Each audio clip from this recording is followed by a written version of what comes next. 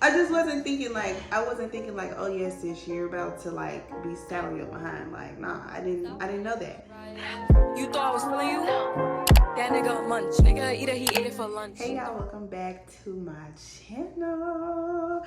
I'm finally here to talk about my baby, how my first trimester went, show y'all the bumps, give y'all the tea, like how I found out, like all that. So when I found out I was pregnant, which you can watch that whole me finding out I'm pregnant video, I'll link it somewhere so you can tap on it and then come back to this one. But me finding out I was pregnant was very much not expected, because it just wasn't. Like, when you're grown, you're doing grown people stuff, like it's always a possibility. But when you find out you're pregnant for the very first time, you know, it's just one of them things where it's like, what? Huh? Okay. I found out I was pregnant December 27th, and right before New Year's, right after Christmas, right before I was supposed to turn 21, I had a trip planned for me and my husband that next month that was mainly based around drinking and just my ability to be 21. So we were planning on, you know, going somewhere where it's a lot of like casinos and stuff like that. So honestly, seriously, I was not, yeah. I just wasn't thinking like, oh yes, sis, you're about to like be saddling your behind. Like, nah, I didn't know that. So getting into some of the symptoms and stuff, I found out I was pregnant and I was a little over 5 weeks. Like I said, I waited till my period was like a little bit over a week late. Leading up into those 5 weeks, about a week before, and my period is just missed and I'm kind of expecting it. Honestly, I was going through what I thought was like PMS. So I was having tender breasts, I was having fatigue, I was having like dizziness, you know, like I would stand up and feel like, ooh, okay, chill. I was going through some of that stuff, but something that really stood out to me after I found out I was pregnant was this one day coming home from work. I remember getting off work that day and actually trying to edit a video, and I remember being so tired editing the video and be like, dang, like I really can't keep my eyes open. And I literally passed out. Like, you ever been to sleep and been sleeping so good you don't even realize you're asleep? Like, that was the kind of sleep I went into, and I was asleep for a good 45 minutes. It wasn't until my husband came and was like shaking me to wake up, like, are you good? And I was like, I guess. I didn't even know I went to sleep. That was a little bit scary, but it stood out to me after the fact, obviously, because I'm like, yeah. Did I get on here with this? Let me take this down, because I honestly did not mean to do that.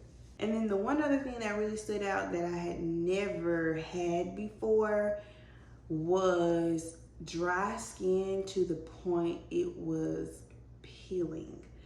I had, I want to say like a patch, maybe over here on my face, and a patch right in the middle of my chest, that it started off just kind of dry, and I was like, well, maybe I just need to drink more water. It's the winter time.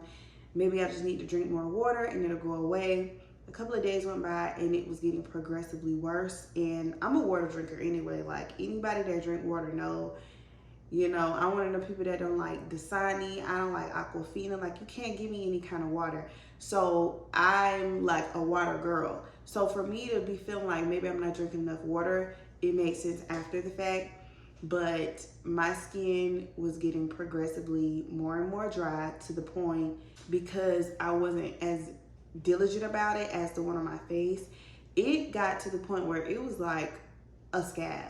Like, it was like a scab, and it had to heal over, and I had to constantly, like, every time it would dry out, put lotion, moisturizer, water, wash, you know what I'm saying? Like, I had to like care for it. It was the weirdest thing I had ever experienced. Like, it was crazy, because I'm like, I never had that before. That was weird. But going into like in between 6 and 8 weeks, You know, those dry patches they did heal all the way, thank God. And that like passing out, going to sleep, I haven't had that yet again. Once I started taking prenatals, it was as if my bladder was working overtime, and I could not sleep through the night without having to get up and use the bathroom. And you know, usually that wouldn't bother me because it's like, you know, I get it. You're making a whole nother human. But it was what would follow that would really bug me. And I would almost dread going to sleep at night because it's like, I know I'm going to wake up around 3 or 4 in the morning, go to the bathroom, and I would be having afterwards, because my bladder was so full, I would have like bladder spasms. So once I would empty my bladder and lay back down, it's like my bladder would contract. It's like, so far, that is the most painful thing I have had this pregnancy. Like, that whole bladder spasm junk, I used to have it every night. And it was to the point, it's like, okay, I can't drink after a certain time. But if you don't drink, you're going to be thirsty. It's just, it wasn't a good time. I'll just say like that. It wasn't a good time. And then if it wasn't bladder spasms, I would have round ligament pain. It would kind of come at night as well. So if it wasn't bladder spasms, I would be having that like pain. And it wasn't as bad. It feels like growing pains, which that's kind of what it is. You know, your uterus stretching and growing. But it wasn't nearly as bad as the bladder spasms, but it would wake me up. But both of those two together, I was kind of almost in pain every night, and being in kind of like a danger zone, and you're not sure of the health of your baby just yet, because at that time I hadn't had, you know, a confirming doctor's appointment. I hadn't had an ultrasound. All I had was like 10 positive pregnancy tests. So at that point, I was kind of like scared to get excited, because I'm like questioning the health of the pregnancy. Like, is it good? Is this normal? So a lot of things did kind of scare me. But here I am now, 2 months later. So obviously it wasn't that bad. It was just my body changing. But I will say that was kind of like, that was not the best time. This next symptom I had, which was losing interest in food, it wasn't fun. I lost interest in food to the point, the only thing I really wanted to eat was fruit or my Nana's greens and rice. Yeah, and anything that I did eat, it couldn't be in the refrigerator. If it was in the refrigerator overnight and I tried to heat it up, it was done. Even my Nana's greens and rice, if I wanted it the next day, rice I could heat up, but anything with like seasoning, juice, anything like that, like I had to just go to her house and get it every day. And if she froze it, it would be fine, but just sitting in the refrigerator, no. Like, no. It wasn't a thing. My child was not allowing it. I guess you could say that was a food aversion I was having, or like a smell aversion, or just an aversion period. But I didn't even want food, period. And I lost a lot of weight because of that, because yeah. Yeah, I didn't want anything, like, at all. And I love food. Like, I'm a foodie. So for me to not be able to eat, it was just disappointing. Disappointing. But eventually, all of these symptoms kind of led into me getting my first appointment, where they confirmed everything. I had my first appointment, so I saw my little bean. We got to see the baby, got to hear the baby's heartbeat. Everything was good. Like, so it made me very much feel like, okay, well, all the stuff I'm going through is worth it, which I knew that anyway. But you know, when you can actually see that things are progressing well, it is reassuring. So those 6 to 8 weeks were very crucial. But that first ultrasound, it made the world of a difference. And that takes me to like 9 to 12 weeks. My symptoms started to lessen. I will say I had to get a bigger bra size at that point, for sure. All my bras were not fitting, busting out the seams, and it wasn't it wasn't doing it for me. I had to get a bigger bra. My cravings changed to anything I could put hot sauce on. So I remember wanting hot fries, hot Funyuns, hot Doritos, hot sausages, and not the ones you get from Sam's. You gotta go in the Tijuana Mama, 300%, 400% hotter. Those, I could tear those up. To this day, I can still eat that. But that's all I wanted was hot stuff or sour stuff. So, green apples, I still want that. But in between 9 and 12 weeks, those cravings were starting to come in pretty strong. Like green apples, fruit, I love fruit. And I used to put citric acid on my fruit because it just wasn't sour enough. So that was, you know, kind of helping me eat more, despite the fact I still was losing weight, but I was eating a lot more than I was before, because them 6 to 8 weeks, I was maybe eating like a bowl of fruit and drinks all day. Now, talking about 9 to 12 weeks, I can at least keep down one good full meal, if nothing else. So those things kind of change. I remember wanting churches really bad, like mashed potatoes and stuff that I didn't really have to chew. Like, yeah, like not chewy, gooey food. If I had to chew it, it had to be crunchy almost, like soul food, comfort food, like stuff like that I didn't want, if that makes sense. Like that's probably why I like apples, because I could like have that crunch and have that sour taste. Chips, I could have that crunch, have that, you know, that spice. So I liked all that kind of stuff. I will say I was still having fatigue, but it wasn't as bad. I just had to be in bed by a certain time, or I would wake up in the morning sick. And I know that because one of those days in between 9 and 12 weeks, I went to bed a little too late for what I was supposed to go. And I woke up that morning incredibly tired, to the point I was nauseous. And usually if I have a late night, I can sleep 6 hours, 5 hours, and get up for work in the morning, since I go to work around 6 in the morning, and be fine, you know what I mean? No, my child was not having it. I remember that night, like I said, I went to sleep really late and woke up and, you know, went for my morning go to the bathroom, and I could just tell, like, today is not gonna be a good day. Needless to say, yeah, I didn't last long at work that day at all. I want to say going to work at around 6:30. I wasn't there any later than 8 o'clock because I was back and forth throwing up. And that was the only time I threw up in my whole pregnancy. Other times I would just wake up kind of nauseous, but yeah, that day was bad. So definitely had to get my rest. 13 weeks to now. Even though I still live into the second trimester, I figured I would keep it up to date.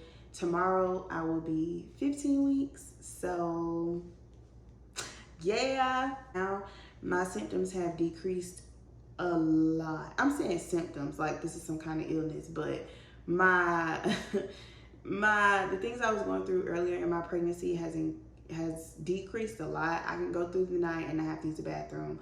I do have a lot more energy. However, it kind of depends on if I eat right and keeping up on my prenatal pills, because if I don't eat right, or if I'm not drinking enough water, or if I haven't had enough of something, I will feel it. And so I have to keep a balanced diet. But other than that, I can still eat what I want to eat as long as I'm eating some kind of greens, some kind of vegetables, some kind of fruit. I'm pretty much in the clear. The cramps, the nausea, like I don't have any of that. I don't have food aversions anymore. Food is not gross to me. I'm still, because I didn't eat that much for the past like 3 months, I will say that my appetite, even though it's big, still mentally, it's like physically my stomach cannot handle all the food I used to eat. So I'm slowly working back up into eating as much as I used to, because yeah, like when I say right before I got pregnant, I was so fine and thick. Now I'm a little bit skinny. It's a little bit skimp. And I would just, You know what I'm saying? When the weight gain come, it come. But yeah, I did have a doctor's appointment last week where I was able to hear the heartbeat. I don't know why I didn't record it, but I was able to hear the heartbeat. They used the Doppler, so I didn't get to see the baby. But the heartbeat was really strong. Doctor said everything sounded good, and they scheduled my next appointment, which will be in a little while, to find out the gender. So I'm really excited about that. I have no clue what it is, and I don't care. I just want to know what I need to start buying for my kid. My husband just want to know like what kind of baby it's going to be like. We really don't care what it is. Of course, family members have made their speculations, and a lot of people like to go off that old wives' tale of like how your stomach is going to be shaped. But honestly, I'm not sure, and I guess I can let y'all be the judge. The only other thing I would want to say with me about to be 15 weeks is the fact that I have been feeling the baby move, and it's it's the weirdest thing ever because for 20 years my body was mine, and it was no discussion about it. Like it's my body. I know what's going on. Like I knew. So now to have somebody else in there chilling with me all the time, and I can start feeling them, it's like, I won't say it's weird because it's not weird in a bad way, because the first time I felt it, I really wasn't sure if it was just gas in a weird spot or if maybe I was just psyching myself out. But I will say the feelings of like, it doesn't really feel like flutters like how people say. It kind of feels like somebody poking me, or like somebody dragging their finger across the table, if that makes sense. Kind of like how they say nails on a chalkboard, just without the nails. Like that's kind of what it feels like, and it's so light and subtle. Usually I don't feel it unless I'm sitting down like now and actually not putting all my attention into something, or if I'm laying down, you know, about to go to sleep, or I lay on my side, that's when I really feel it. And it's an exciting journey, and me being able to talk about it and like be excited about it and everything is a blessing, and I just can't wait. Like I can't wait to know what kind of kid I'm gonna have, like if it's gonna be a boy or girl. I can't wait to see my baby for the next time and all that. So I'll definitely keep you guys updated. Make sure you stay tuned. Before I let you go, I told y'all I would let y'all see my bump. So let me unzip. So this is kind of what I look like from the front. Let me back this up. Well, kind of wait, but this is what I look like from the front. I don't think my side have came out at all. You know, people like to say it's a girl if your sides come out. My sides have not. This is what I look like from the side. Yeah. Ooh. That's my baby. So, yeah. Ooh. Anyways, y'all let me know what y'all think is gonna be in the comments down below.